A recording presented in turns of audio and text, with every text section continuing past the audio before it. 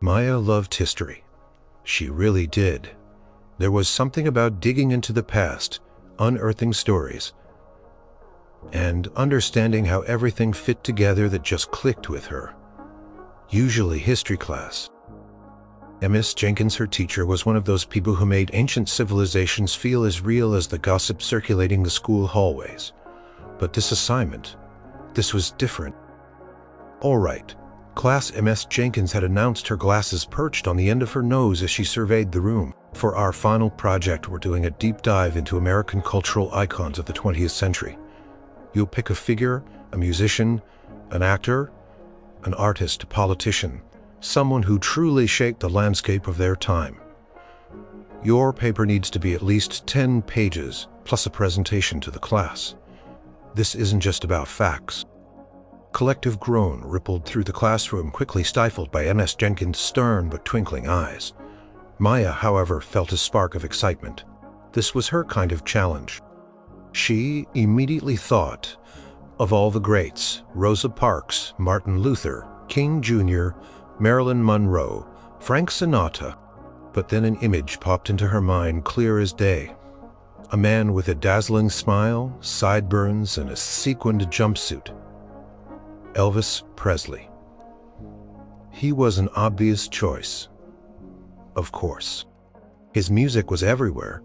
Even now, decades after he was gone, her grandpa, a die-hard fan, often played his records on their old turntable, filling the house with the sounds of rock and roll, gospel, and the blues.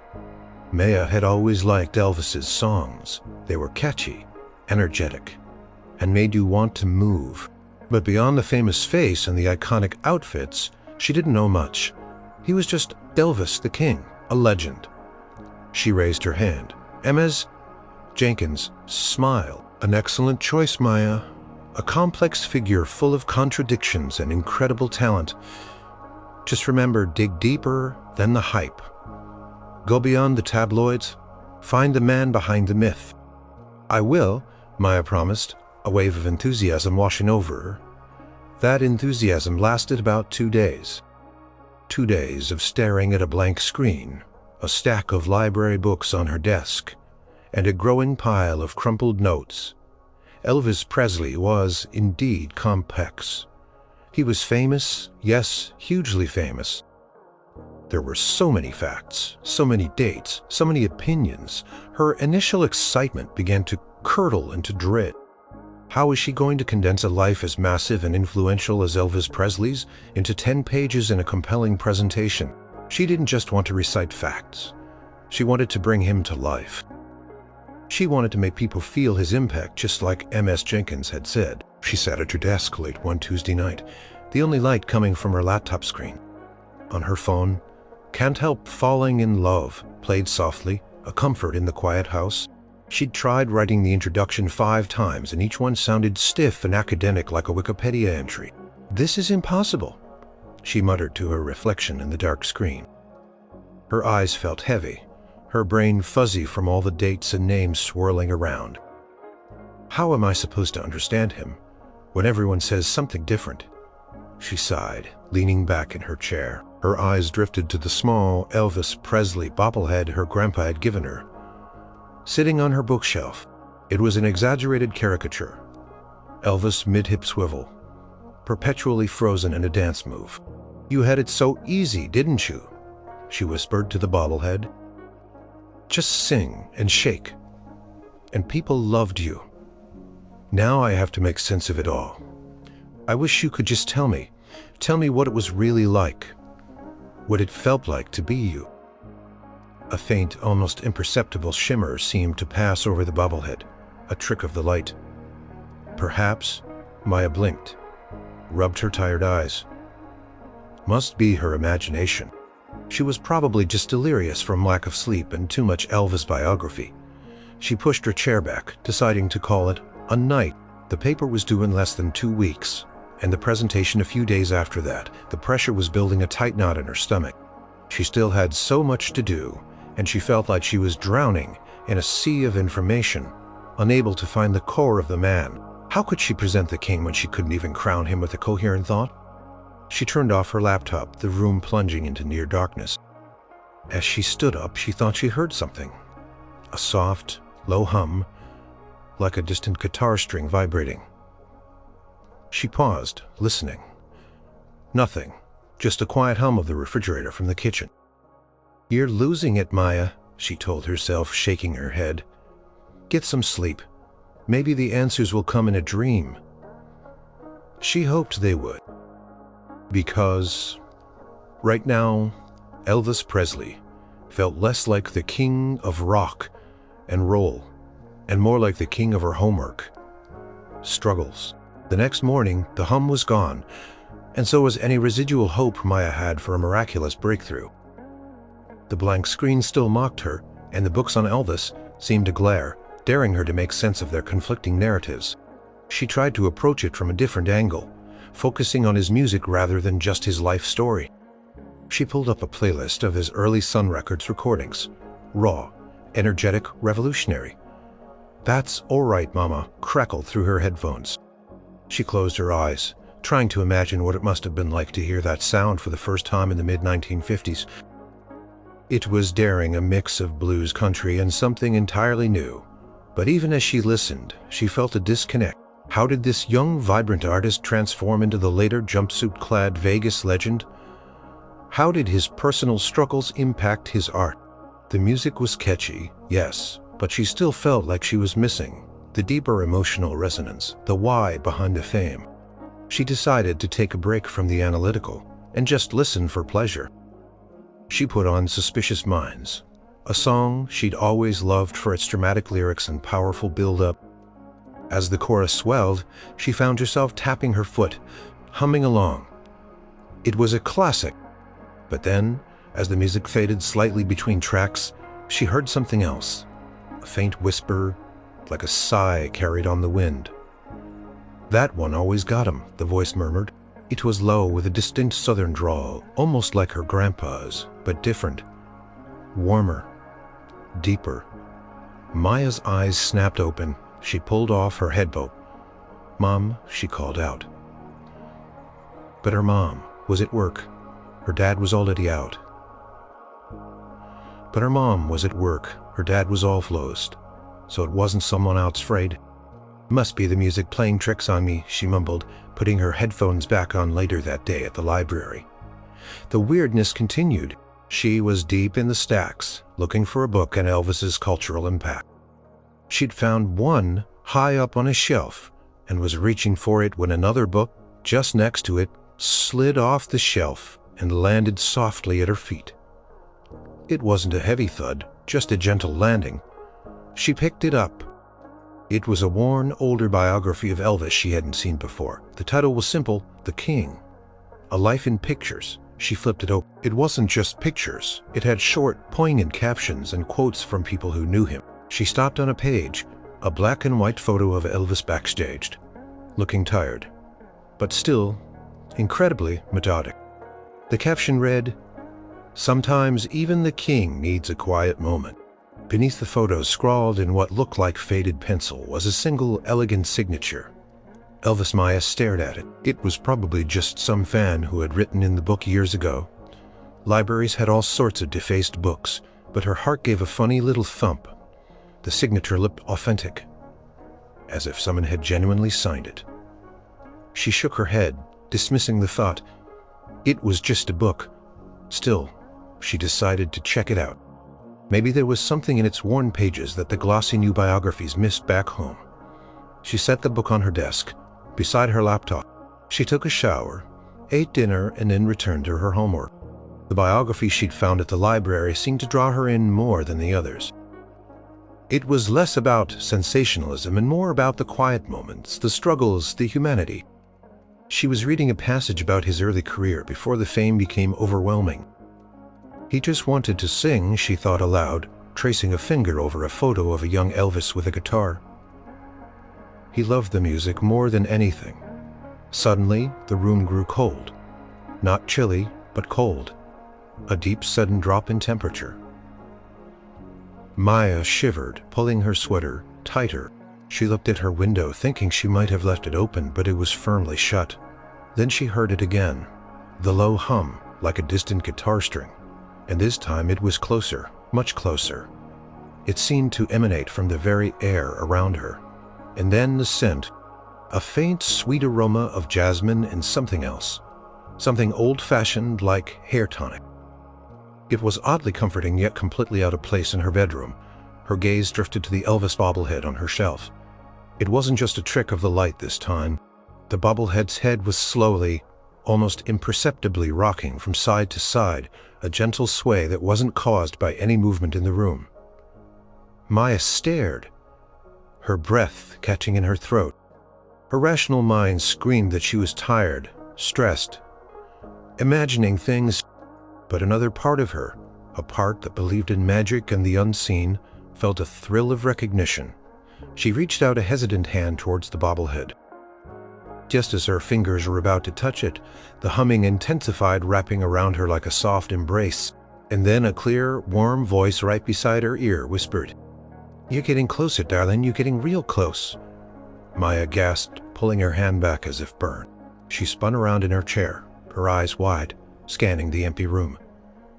There was no one there, but the air still hummed, and the jasmine scent lingered.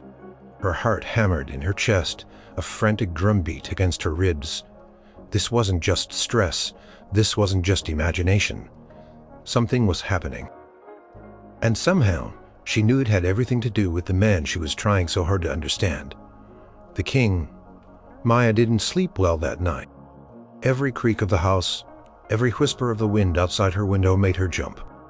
She kept replaying the events of the evening in her mind. The voice, the strange scent, the bobblehead's impossible movement. Was she going crazy? Was the pressure of the paper finally getting to her? She tried to rationalize it. The voice could have been a sound from outside distorted by her headphones. The book falling was just gravity. The bobblehead, well, maybe her cat had brushed against the shelf earlier, though her cat Whiskers was currently curled up at the foot of her bed, oblivious to her owner's existential crisis. But the coldness, the distinct jasmine scent, and the clear, warm southern drawl were harder to explain away. Especially the voice, which had sounded so close, so real.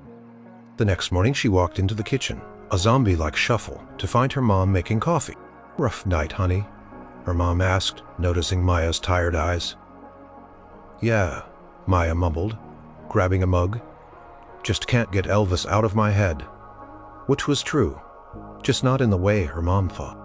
At school, she tried to focus on her other classes, but her mind kept drifting back to the mysterious occurrences. During lunch, her best friend Chloe was rattling on about the school play auditions. "Are you even listening, Maya?" Chloe asked. Nudging her. "Huh? Oh yeah. Sorry, just thinking about my paper." Still stucco. "What's there to think about? He's legendary. Just write about his cool moves and his awesome songs." Maya sighed. "It's not that simple. He's complicated and I feel like I'm missing something." Chloe shrugged. "You always overthink things. Just crank out the 10 pages and present it. MS Jenkins will love it. You're practically a history whiz." Maya wished it was that easy. Later that afternoon, after school, she decided to try a different approach to her research. Instead of reading, she decided to watch. She pulled up documentaries on Elvis, concerts, interviews. She wanted to see him, hear him, feel his presence. She started with some of his earliest TV appearances, the raw energy, the controversial hip swivels that shocked a generation. Then she moved to his movie career, the often cheesy plots, but always with that magnetic charisma shining through. Finally, she watched his comeback, specials, the Vegas, years, the later concerts where he seemed almost a force of nature, larger than life. As she watched a clip of his 1968 comeback special, where he was dressed in black leather, singing his heart out, something shifted. It wasn't just the facts she was absorbing anymore. It was the emotion, the raw vulnerability, the sheer passion in his eyes. He sang, "If I Can Dream," a powerful ballad inspired by the civil rights movement. His voice was filled with such longing, such hope. Maya felt a lump form in her throat. This wasn't just a performer. This was a man, with a soul, with pain, with dreams. As the song reached its emotional crescendo, the room grew cold again, that familiar chill, and the jasmine scent subtle but unmistakable. Maya didn't jump this time. She just held her breath, her eyes fixed on the screen, her heart pounding a hopeful rhythm. The humming began low and resonant, like a deep chord being struck. It vibrated in the air in her bones. And then in the corner of her vision, a flicker, a distortion in the air like heat rising from pavement but more defined. It seemed to be coalescing, taking on a faint, translucent shape, a silhouette, tall, broad-shouldered. Maya slowly turned her head, her gaze shifting from the screen to the corner of her room. The shape was clearer now. It was definitely a person standing by her bookshelf near the bobblehead. It was faint, shimmering like water, but the outline was unmistakable. The tall, proud posture, the distinct sweep of hair. Her mouth went dry. Her mind reeled. This wasn't a trick of the lightly. This wasn't a dream. Two eyes, as blue as the deepest ocean, seemed to look directly at her, even through the shimmering transparency. They held a deep kindness, a hint of sadness, and an undeniable spark of life. The voice, the same warm southern drawl from last night, resonated through the room, not just in her ear, but all around her. It was stronger now, clearer, almost as if he were truly there, breathing the same air. "You're getting it, darling," the voice said, soft and gentle but full of power. "You're finally feeling it." Maya could only stare, frozen in a mix of terror and awe. The figure was clearly, undeniably him, the legendary Elvis Presley, standing in her bedroom. A ghost, a spirit, something impossible.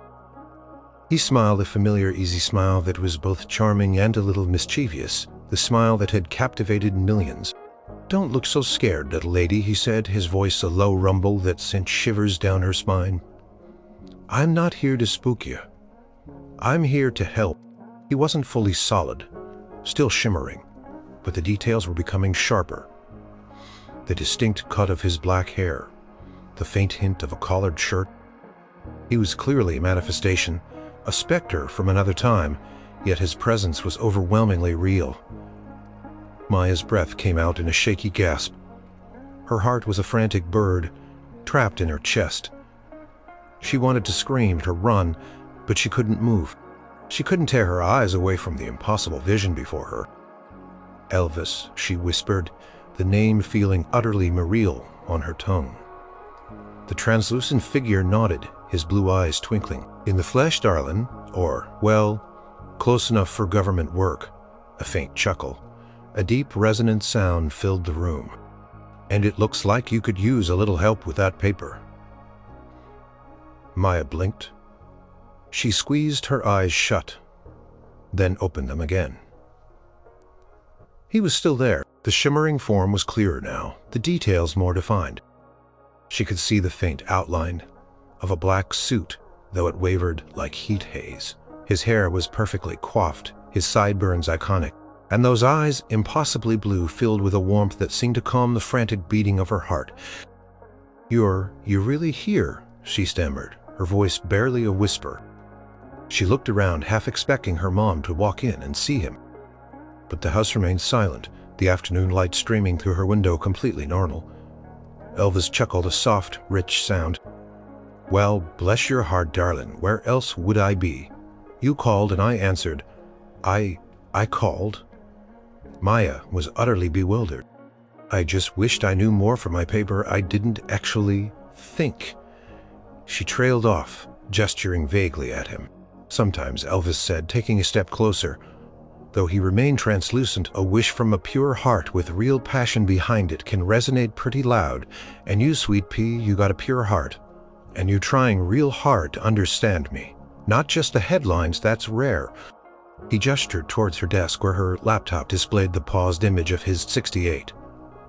"Comeback special. You were looking for the man behind the myth, right? Trying to feel the music, not just read about it. But how you're gone, people die. Gone, yes, from your world." Elvis said, a hint of sadness flickering in his eyes. Sometimes when a legacy is strong enough, when the music still touches souls, a little bit of that energy can linger. And if someone's really reaching out, truly trying to connect, well, sometimes that connection can bridge the gap. Plus, I gotta admit, it's been a while since I had a good conversation, and that paper of yours looked like it was giving you fits. He floated a little closer, still shimmering, but his presence felt more substantial now. The scent of jasmine and old-fashioned hair tonic was stronger, yet not overwhelming. It was actually quite pleasant. "So, you're a ghost?" Maya asked, a strange mix of fear and fascination washing over her. Elvis tilted his head, a slight frown on his face. "Ghost, nah, darling, too spooky. Think of me as a manifestation. A whisper from the past made a little bit solid by your genuine efforts, like a live stream from the great beyond, if you will." He paused, then added with a grin, "Though I gotta tell you, the Wi-Fi up here is something else." Maya couldn't help but let out a shaky laugh. He was so charming. Even as a translucent apparition, his charisma was undeniable. It was just like in the old videos her grandpa watched, but infinitely more real. "Why me?" she asked, looking around her ordinary bedroom. "Why my paper?" "Like I said, you got that spark," Elvis replied, his gaze warm and direct. "You weren't just looking for facts. You were looking for the soul of the music, the heart of the man, and that's what matters. That's what keeps the music alive, not just a bunch of dates and names." He paused, his gaze growing distant for a moment. "My story. It's more than just the records, the movies, the jumpsuits. It's about a kid from Tupelo who loved music more than anything, who dreamed big and then found himself caught in a whirlwind. There's joy, there's pain, there's a whole lot of heart. And you, Maya, you got a chance to tell that story right, to show 'em the real me, not just what the papers wanted to print. So what do you say? Ready for a little help from the king himself?" Maya stared at him, her mind racing. This was insane, completely and utterly insane, but also insane. Who else could say they had Elvis Presley helping them with their homework? This wasn't just a dream. It was a once-in-a-lifetime opportunity. The fear was still there, a tiny tremor in her hands, but it was being rapidly overshadowed by curiosity and a burgeoning sense of wonder. She felt a strange connection to this shimmering figure, a sense of trust she couldn't explain. You really want to help me?" she asked, her voice still a bit shaky. "More than anything, darling," Elvis said, his smile widening. "There's a lot of misconceptions out there, a lot of half-truths. I reckon it's high time someone got the real story straight. And you, Maya, you seem like just the girl to do it." He gestured towards her laptop. "So where do we start? You got questions, I got answers. And between you and me, that paper's going to be so good, M.S. Jenkins will think you wrote a whole new chapter in history." Maya felt a grin spread across her face, mirroring his. This was it. Her history project was about to get a whole lot more interesting. And for the first time in days, the daunting task of writing about Elvis Presley felt not like a burden, but like an incredible adventure. The first few days were surreal. Maya found herself talking to a translucent Elvis Presley in her bedroom, asking him questions about his life, his music, his experiences. Couldn't interact with physical objects, and he was only visible and audible to her, but his presence was undeniable. "So the music," Maya began, notepad in hand, sitting cross-legged on her rug while Elvis hovered near her desk, a faint glow emanating from him. Was it scary to be so different, to mix blues and country like that? Elvis leaned back against her wall, or rather, through it, as if resting. He was looking for something new, and I had it in my soul. He paused, a wistful look in his shimmering eyes. "So, it was instinct, not a deliberate marketing strategy?" "Exactly." Elvis nodded, his form brightening slightly. "People try to dissect it now, put it into categories. But back then it was just music, my music. It spoke to people because it was real. And it ruffled some feathers, too. Don't get me wrong, but that's how you know you're doing something important. He spoke about his early tours, the energy of the crowds, the thrill of being on stage. There's nothing like it, darling. Nothing like feeling that connection with the audience, like we're all breathing the same air, moving to the same rhythm. It's pure magic. Maya asked about his movies, and he sighed dramatically. The movies, some were fun, sure. A lot of good people.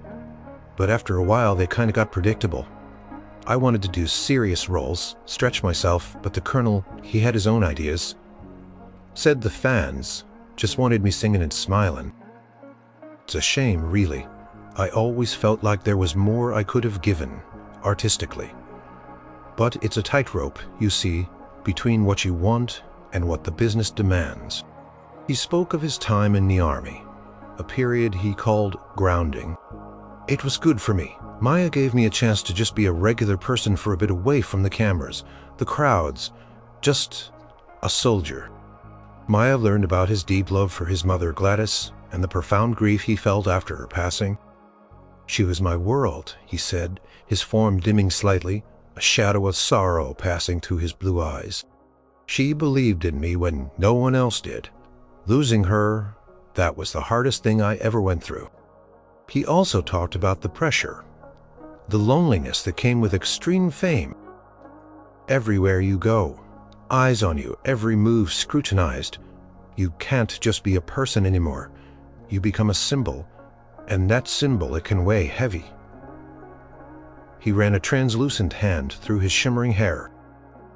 Sometimes you just want to be Elvis, Aaron Presley, from Tupelo, Mississippi, not the king. Maya found herself not just taking notes, but truly listening. She wasn't just recording facts. She was absorbing emotions, understanding nuances, feeling the weight of his words. He wasn't just a historical figure anymore. He was a person. Kind, thoughtful, sometimes melancholic, deeply passionate person who loved music and just wanted to connect with people.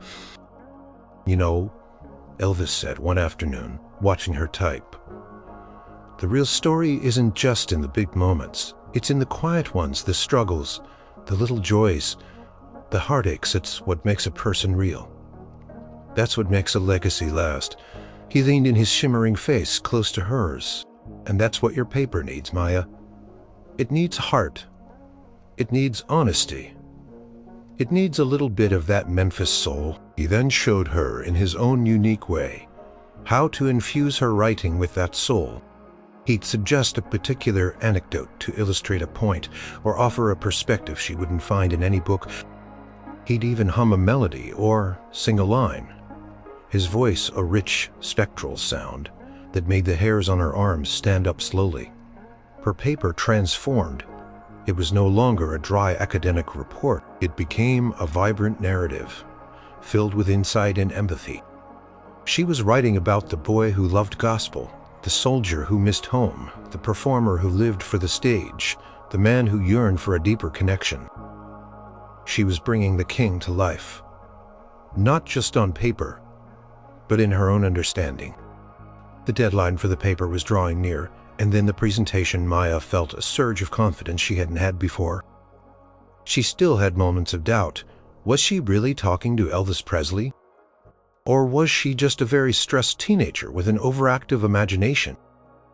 But then he'd manifest, offering a perfectly timed anecdote or a reassuring smile, and all her doubts would vanish. "All right, darlings," Elvis said one evening, looking at her nearly finished paper glowing on the screen. "That looks like a masterpiece. Now, for the presentation. You ready to shake 'em up a little?" Maya grinned. "Ready as I'll ever be, King."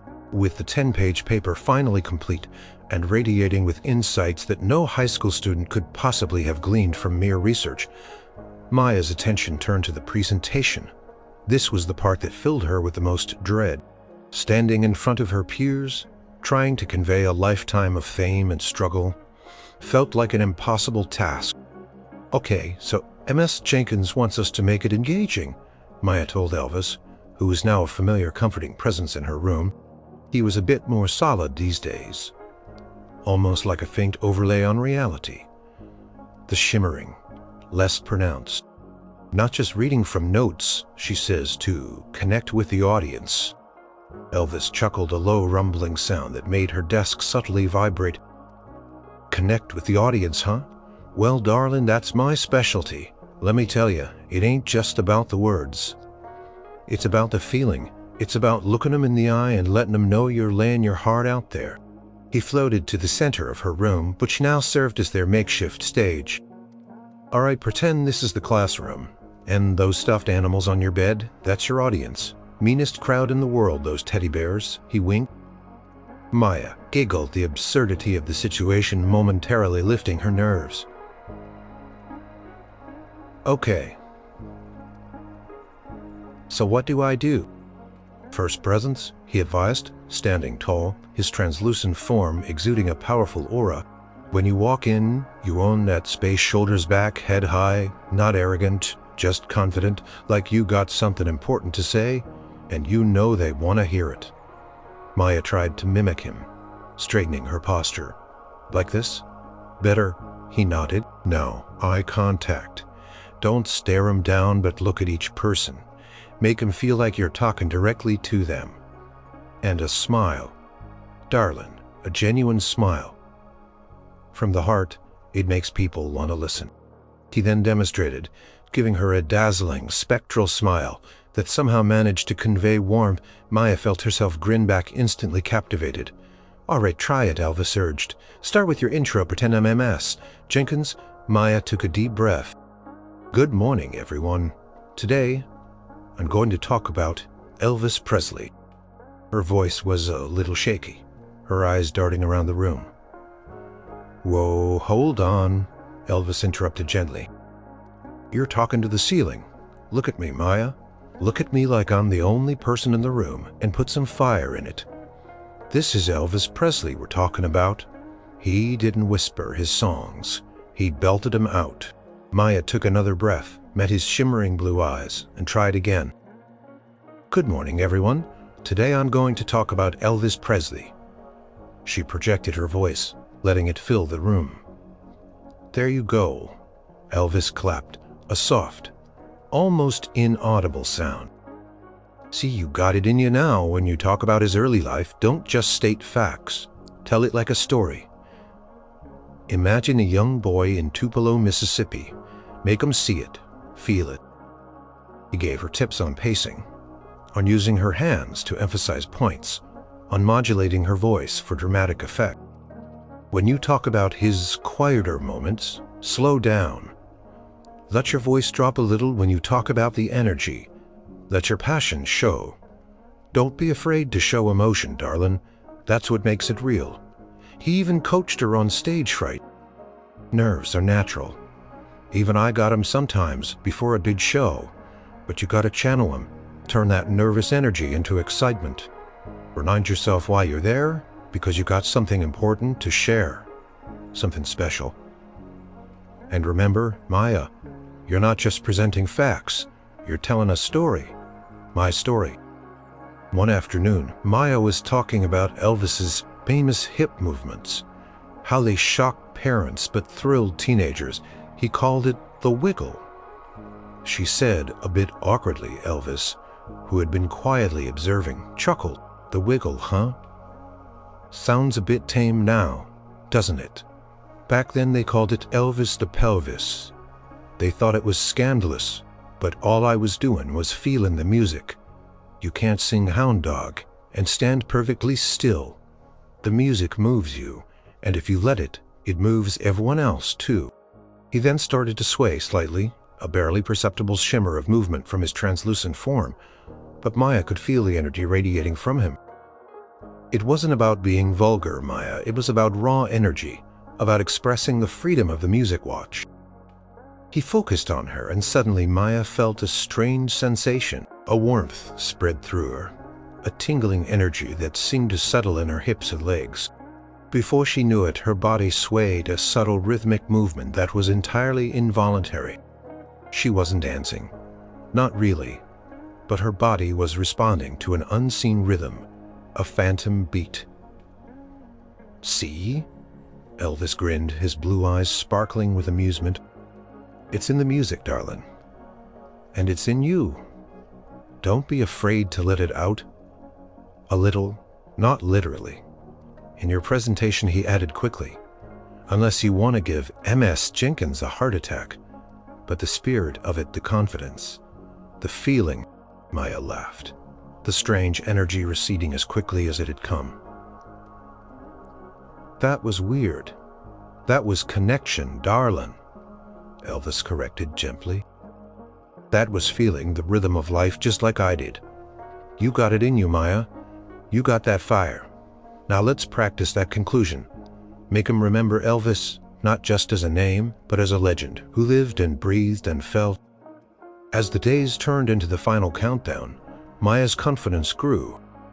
She was still nervous, but it was a good kind of nervous, an excited kind. She had a secret weapon, an unparalleled coach. Her paper was phenomenal, and her presentation, thanks to Elvis's spectral guidance, was shaping up to be something truly extraordinary. She just hoped she wouldn't accidentally say, "As Elvis told me yesterday," the week leading up to the presentation was a whirlwind. Maya spent every spare moment refining her material, her confidence growing with each spectral coaching session from Elvis. He was her constant shadow, an unseen mentor perched on the edge of her bed or leaning against her desk, offering quiet advice or a reassuring smile. "Remember, darlings," he'd say as she rehearsed her opening lines, "this ain't about memorizing words. It's about telling a story from the heart. You got the facts down now. Let your passion shine through." He helped her structure her presentation, advising her to start with a captivating anecdote, perhaps, about his humble beginnings to hook the audience. People love a rags to riches story, especially when there's genuine talent behind it, he'd explain. He encouraged her to use compelling visuals, suggesting specific iconic photographs or album covers that would resonate. "And when you talk about the music," he'd said one evening, his eyes closed as if savoring a memory, "don't just say he sang rock and roll. Describe it. Describe how it felt, how it shook things up, how it gave a voice to a generation that felt misstarred." Maya would try to translate his ethereal insights into concrete language. So like his music wasn't just sounds. It was a revolution, a raw energy that burst forth from the soul of a young man, electrifying audiences and forever changing the sound of America. She tried, a little unsure. Elvis's shimmering form would brighten. "Perfect, darling. That's exactly it. You got the spirit of it." He even gave her advice on handling questions. "If someone asks something tricky, don't get flustered. Just tell the truth as you know it with respect. And if you don't know, it's okay to say that too. Nobody knows everything." He winked. "Even me. Although I reckon I know a little more about my own life than most folks." The one challenge was keeping her secret. How could she explain the profound depth of her understanding, the personal anecdotes that permeated her paper, without revealing her ghostly tutor? She settled on, framing them as deep insights she'd gained from extensive research, and connecting with the material on a personal level. It sounded a bit dramatic, but it was the best she could do. Chloe, her best friend, noticed the change in her. "Maya, you're practically glowing when you talk about Elvis now," she remarked during lunch. "What happened? Did you suddenly become his biggest fan?" Maya just smiled mysteriously. "Something like that. He's just a lot more interesting than I thought." Her grandpa, too, was delighted by her newfound passion. "See, Maya," he beamed, watching her practice, a segment of her presentation in the living room. "I told you that boy was something special. You're really doing him justice." The day before the presentation, Maya felt a mix of nerves and excitement. She ran through her entire presentation one last time with Elvis as her sole audience. She finished, her heart pounding, and looked at Elvis. His blue eyes were shining with pride. "That, darlings," he said, his voice soft, "was beautiful. You got a real gift for telling a story. You did me proud." A pang of sadness hit Maya. This was it. Tomorrow was the big day. And after that, would he still be here? The thought of him leaving after all their shared moments felt unexpectedly heavy. He had become more than just a famous ghost. He was a friend, a confidant. As if reading her thoughts, Elvis stepped closer, his form shimmering more intensely than usual, a subtle glow around him. "Don't you worry, sweet pea," he said, his voice gentle. "I'll be there tomorrow. Every step of the way, you won't be alone." "But you can't be seen," Maya whispered. "No," he agreed. "Not by them, but you'll feel me a little nudge of confidence, a little whisper of encouragement. I'll be your good luck charm right there in the room with you." He gave her a reassuring smile. "You got this, Maya. Believe in yourself. You know more about Elvis Presley than anyone else in that classroom. Now go show him."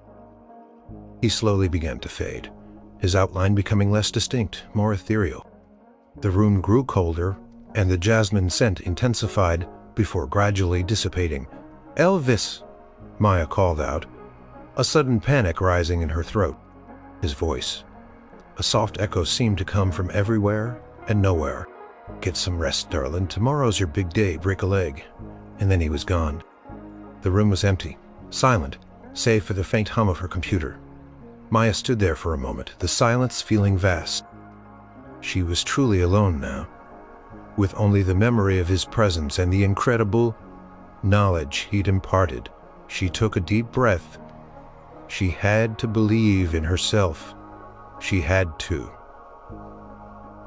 Because tomorrow she wasn't just presenting a paper. She was sharing a piece of history, infused with soul, guided by the king himself. The morning of the presentation dawned bright and clear, but Maya's stomach was doing acrobatic. She dressed carefully, choosing an outfit that felt both professional and comfortable. A crisp white shirt, dark jeans, and her favorite sneakers. She wanted to feel like herself, but also confident enough to channel the presence Elvis had taught her. As she ate a quick breakfast, her grandpa called out from the living room, "Good luck today, superstar. Knock 'em dead."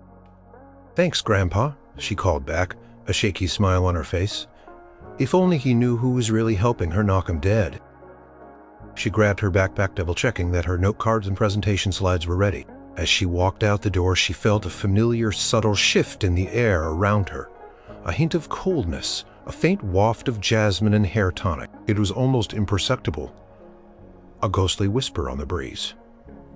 He was here. A wave of calm washed over her. Not a complete disappearance of nerves, but a softening, a sense of quiet reassurance.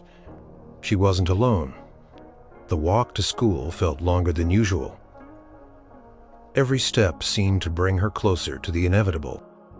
When she finally arrived, the hallways buzzed with the usual morning chaos. She greeted Chloe, who gave her a quick hug. "You got this, Maya. You gonna ace it," Chloe said, squeezing her hand. "I hope so," Maya replied, trying to sound more confident than she felt. As she entered Ms. Jenkins' classroom, her heart rate spiked. The room was set up differently today.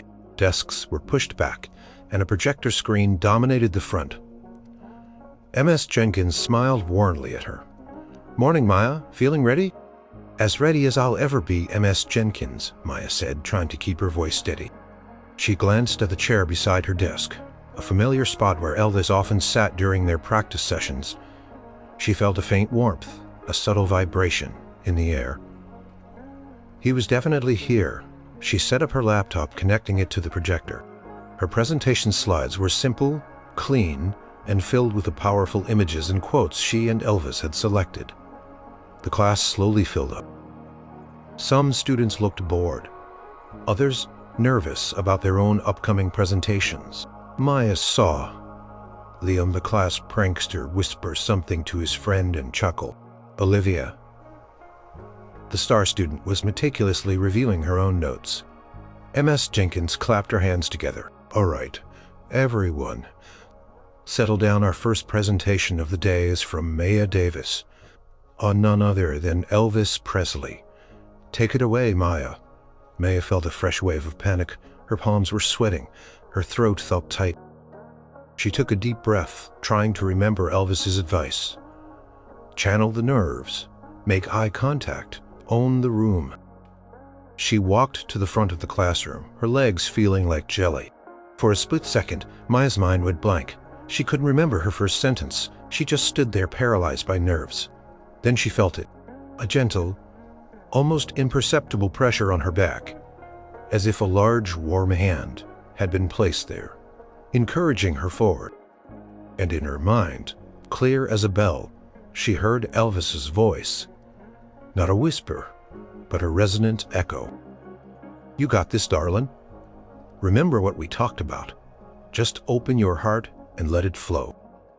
The words were like a surge of energy, a powerful jolt of confidence. Maya took another deep breath, her shoulders straightening, her chin lifting. She looked out at her classmates, not with fear, but with a sudden, overwhelming sense of purpose. She had a story to tell. His story. A small, genuine smile touched her lips. She met Ms. Jenkins' gaze, then swept her eyes across the room, making eye contact with individual students, just like Elvis had taught her. She saw Chloe's smile widen, Liam's smirk fade into a look of mild surprise. Good morning, everyone, Maya began, her voice clear, strong, and confident. Imagine, if you will, a small two-room house in Tupelo, Mississippi. In the 1930s, a modest beginning for a boy who would go on to become one of the most recognizable figures. She clicked to her next slide, a black and white photo of a young, intense Elvis, guitar in hand. The nervousness was still there, a tiny buzz beneath her skin, but it was now fuel, not a hindrance. She felt a strange, thrilling warmth in the room, a subtle energy that wrapped around her, supporting her. She was ready. Maya launched into her presentation, her voice gaining strength with every sentence. She didn't just recite facts, she painted vivid pictures. She described the poverty of Elvis's early life, not as a dry detail, but as a backdrop against which his burning musical passion shone even brighter. He came from nothing, she explained, but he had everything in his voice and a heart full of rhythm. She described his first recording session at Sun Records, bringing to life the raw, uninhibited energy that captured the attention of Sam Phillips. It wasn't just "that's all right, Mama," Maya explained, her voice rising with enthusiasm. It was a lightning bolt, a fusion of blues, gospel, and country that exploded on the airwaves, defying all categories.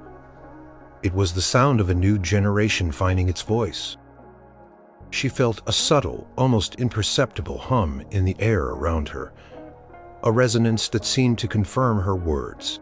As she spoke about his controversial stage performances, the Elvis the Pelvis era, she used her body language subtly, a confident stance, a controlled sweep of her hand. He wasn't trying to be scandalous, she asserted, meeting the eyes of a few curious classmates. He was just feeling the music. His body moved with an honesty that few had seen before, and it was electrifying. She shared anecdotes that no book could fully convey, tales of his generosity, his deep loyalty to his friends and family, his quiet moments of introspection away from the glare of the spotlight. She spoke of his complex relationship with Colonel Tom Parker, acknowledging the manager's shrewd business acumen while subtly hinting at the creative limitations it imposed on Elvis. He was a king, Maya said, her voice tinged with empathy. But even kings can be held captive by their crowns. When she discussed his iconic songs, she didn't just list titles. She described the emotion behind them. For Heartbreak Hotel, she spoke of the raw loneliness, a blues lament that spoke to universal sadness. For Can't Help Falling in Love, she highlighted its timeless romanticism, a gentle counterpoint to his explosive rock and roll image. As she spoke these words, she felt a quiet warmth beside her, a spectral presence that felt incredibly proud. Her classmates were captivated. Liam, who had initially been smirking, was now leaning forward, completely engrossed. Olivia was nodding, a look of genuine interest on her face. Even Ms. Jenkins, usually reserved, had a faint smile playing on her lips, her eyes fixed on Maya with an expression of profound impressiveness. Maya Bach transitioned between the different phases of his career: the dazzling movie star, the grounding army years, the triumphant 1968 comeback, Maya declared, her voice imbued with awe. She showed clips from the special Elvis in black leather, powerful and raw, and the audience gasped. Poured his soul into every performance, Maya concluded, her voice ringing with conviction. He wasn't just singing, he was living the music. And that's why, decades later, his voice still resonates, his legend still grows, and his impact on music, culture, and our collective. She clicked to her final slide, a powerful black and white portrait of Elvis, looking directly into the camera, a thoughtful, compelling expression on his face. Elvis Presley was more than just a performer, Maya stated, her voice quiet but firm. He was a phenomenon, a cultural icon, and a deeply complex, incredibly human being whose legacy continues to inspire and move us all. She finished, her heart pounding. But not from nerves anymore, from exhilaration. She had done it. She had truly given it her all. A beat of silence hung in the air. Then the classroom erupted in applause. It wasn't polite clapping. It was genuine, enthusiastic applause. Ms. Jenkins was clapping, a wide smile on her face. Chloe was beaming, clapping louder than anyone. Liam was even clapping, a look of genuine admiration on his face. Maya? Ms. Jenkins said, her voice filled with warmth. That was truly remarkable. I'd never heard a presentation on Elvis Presley quite like that. The depth of your insight, the passion you brought to it. It was simply outstanding. Maya felt a blush creep up her neck, but it was a happy blush. Thank you, Ms. Jenkins, she managed. Any questions for Maya? Ms. Jenkins asked the class. Lime raised his hand. Maya, how did you know so much about his feelings and his family stuff? I read a whole book and it didn't feel as real as what you just said. Maya smiled, the secret smile that only she and her spectral companion understood. Well, Lime, she began, choosing her words carefully. I tried to go beyond just the facts. I listened to his music. I tried to imagine what it must have been like. I really tried to connect with the human story behind the legend. And when you do that, you start to feel what he felt, you know. It's like the music tells you. A faint, loving hum seemed to envelop her as she spoke. A silent endorsement from the king himself. She looked towards the spot where she knew he was, and in her mind, she saw his translucent form give her a proud nod. His blue eyes twinkling. She had done him justice. The bell rang, signaling the end of class, and the room buzzed with chatter. Students crowded around Maya, complimenting her. That was amazing, Maya. Seriously, how did you make Elvis so interesting? I actually want to listen to his music now. Maya felt a warmth spread through her, a satisfaction deeper than just getting a good grade. She had truly connected with people just like Elvis had taught her. She had shared his story, his heart, and it had resonated. Ms. Jenkins approached her, a glowing smile on her face. Maya, I want to talk to you after class, if you have a moment. That presentation, it was exceptional. Truly, I'd like to feature it at our upcoming school showcase. Maya's eyes widened as the last student filed out, and Ms. Jenkins went to gather some papers. Maya turned towards the spot where Elvis had been. The jasmine scent was stronger now, a poignant sweetness in the air. His translucent form was more defined than usual, glowing with a soft, ethereal light. He was smiling, a look of profound peace and pride on his face.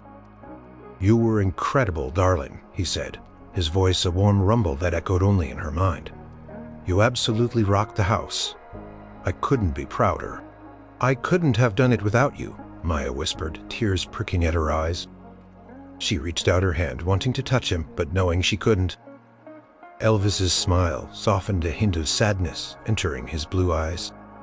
My work here is done, sweet pea. You found the heart of the story. You found your own voice, and you showed him the real me. That's all I ever wanted." Are you leaving?" Maya asked, a lump forming in her throat. The thought of him truly being gone, after all they had shared, was heartbreaking. He had become her secret friend, her extraordinary mentor. He nodded slowly, his form beginning to shimmer more intensely, like heat rising from the ground on a hot day. "It's time, darling, my energy, my connection to this world. It's tied to moments like this when my story is told with truth and heart. You opened a door and I got to step through for a bit. But now it's time to let the music carry on without me leaning over your shoulder. Will I ever see you again?" she asked, tears now silently tracing paths down her cheeks. Elvis looked at her, his eyes filled with a deep, knowing warmth. "And you, darling, you're carrying a piece of that spirit now. You're part of the legacy." He faded further, his outline blurring, becoming one with the ambient light of the classroom. The coldness returned, brief and intense, and then just the faint, lingering scent of jasmine. "Thank you, Elvis," Maya whispered, her voice choked with emotion. "Thank you for everything." His voice, now just a faint echo, seemed to whisper from all corners of the room. A final, loving farewell. "Thank you, Maya. Keep rockin', darling. Keep rockin'." And then he was gone, completely. The room felt empty, yet also full of a profound sense of peace. Ms. Jenkins returned, pulling Maya from her reverie. "So, about that showcase." Maya wiped her eyes quickly, a small smile appearing on her face. "Yes, Ms. Jenkins, I'd love to." As she packed up her things, Maya felt a mix of sadness and deep gratitude. Elvis was gone. Yes, but he had left her with something invaluable, not just an amazing paper and a newfound confidence, but a deeper understanding of history, of human connection, and of the enduring power of a dream. She walked out of the classroom, the sunlight bright in the hallway. She knew she wouldn't see Elvis again, not in the same way, but she also knew he was still with her. In every strum of a guitar, every soaring vocal, every story of a dream pursued, and every time she spoke about him, every time she shared his story with the heart he had taught her to find. A piece of the king would live on, echoing through time, thanks to a girl and her school paper, and a little bit of magic from Memphis.